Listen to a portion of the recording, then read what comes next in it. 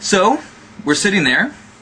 Luckily, the passengers were all incredibly cool. Nobody ever got frustrated. Well, maybe they got frustrated. Nobody expressed frustration and said anything like, I mean, we were so close. You know, this is the last stop. People are flying by. They're saying, hey, see you out there. And we're like, we hope so. So mechanic after mechanic that's in this little area starts trying to help out. First we wait our turn as they try with the other car. They try this, they try that, they try this, they try that. Pretty soon, they're starting to run out of ideas. And they're starting to express things that I really can't even comprehend. They're like trying to give me directions like, oh yeah, you gotta... The word solenoid was used quite a bit, which now I know what it is, but it's hard to, you know, put ideas together when you don't even understand the concepts. We just need to order a new piece of beer to make sure it's got a refugee that goes into the solenoid and then goes on the visible. I'm like, dude, can you write that down? Now, what was really wonderful about this experience is that I'd say a year ago, I would have been freaking out. I would have been crying. I would have been going crazy. But with all of the experiences with Grandpa and all the learning with Jacob and all the practice that I've done with you guys, I totally let go of the way I thought this day was supposed to happen.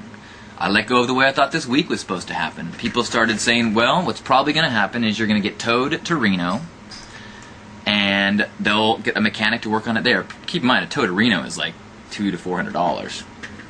And then we try stuff there. Or we could have one piece a day overnighted to Empire. We could try that piece and see if that works, and if it doesn't, try another one the next piece. So in my head, I'm starting to say, okay, I kept having to say, I don't know what to do in this situation. I don't know how this situation is supposed to end up. I don't know how this day, this week, this experience, I don't know if I'm supposed to even make it to Burning Man. Perhaps the best thing to happen to me is to almost get to Burning Man and learn from these experiences that happen here. And while I was in that space, as these crazy Empire residents were tinkering with my car, I just settled in to the Empire experience, and it became magical.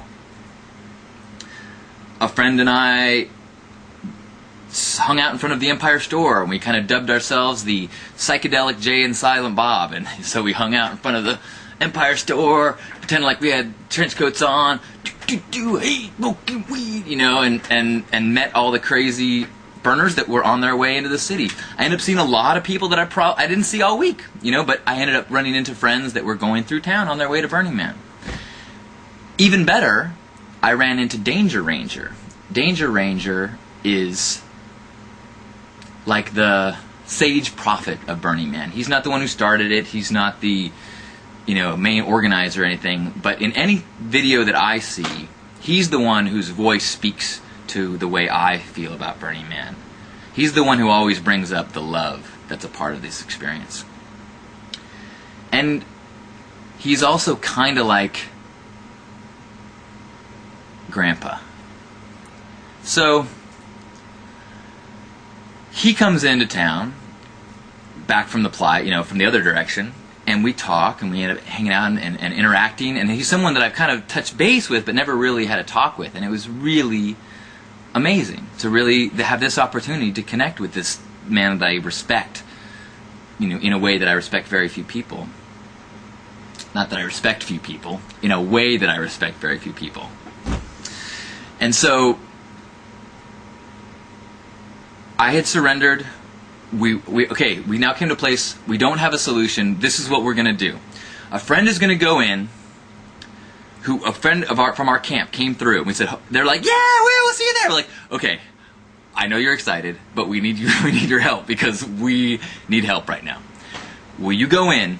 Will you find Spot Man, who has a truck and a trailer? Hopefully it's emptied by now. Have him come out.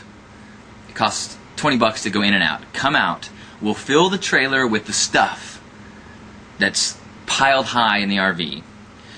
Bring my 3 passengers in so that then I can deal with this situation without disrupting anything. I mean, then all of these, we can kind of keep the flow going in that direction. I can work on this, and everything will be fine. I'll get to, go to Reno.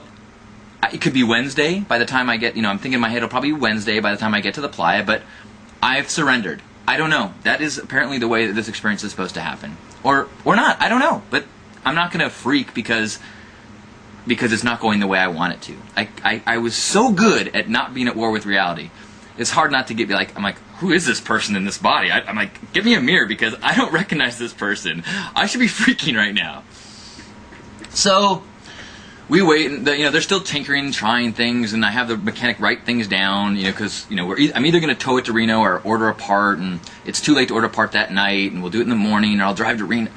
All these plans, all of these plans being kind of offered to me from people that know better than I, and me saying, very well, perhaps that is the path that we shall walk today, without using that language. And then, eventually, the car comes out. And who is there? Spot Man in the truck, and our glorious friend Ed. As a side note on Ed, and sorry this is going so long, but it's been weeks since I've seen you guys. Ed is one of my heroes. He is understated, he is quiet, and he is skilled beyond comprehension in so broad areas. He's the one who inspired me to do the HugMobile, because he had this project that he was doing, and it just seemed so beyond what... I go, how did you know that you could do that? And he's like, oh, I don't know I can do it. And I was like, wow. Okay, then I can start a project that I don't know if I can do. So that's how the HugMobile was born. So Ed comes out with this group. I don't remember Ed being this way, but apparently in my memory now of this experience, he is about 10 or 11 feet tall. And he walks out, and we all start loading everything from the RV into the trailer. Load into the trailer, load into the trailer, load into the trailer. I give everybody the early entry passes so that they can go in, and I'm, kind of like calming, starting now, getting ready to kind of get out of I'm the captain of the boat mode and dealing with the crew to, okay, now I'm gonna deal with the ship, and me and Huggy are gonna figure this out. But before they leave, Ed goes, let me try something, okay?